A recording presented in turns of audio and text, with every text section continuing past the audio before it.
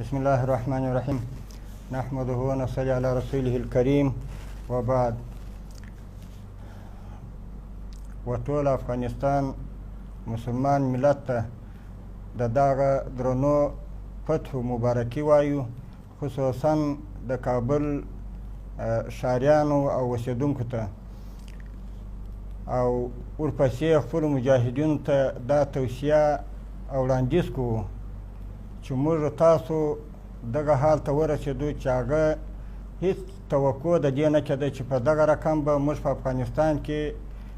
کامیابه کېږو، خو دا د الله پاک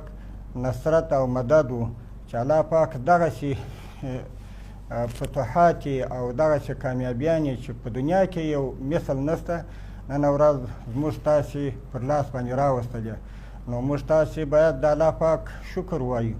د الله پاک سره راضي اوسو، د الله پاک ته هر وخت په عجز باندې او تکبر او یو غرور راڅخه ونه شي. نو محترمو، تر مخه چې کوم وخت و هغه دغه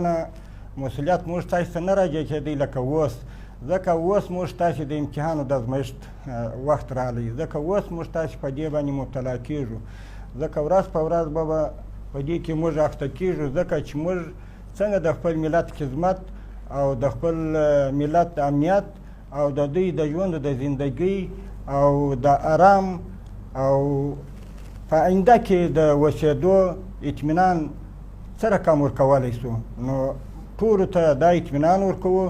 چې انشاءالله په دې باندې چې لکه څنګه چې موږ ته الله پاک داسې غټ فتوحات را په نصیب کړه، نو د آینده دپاره هم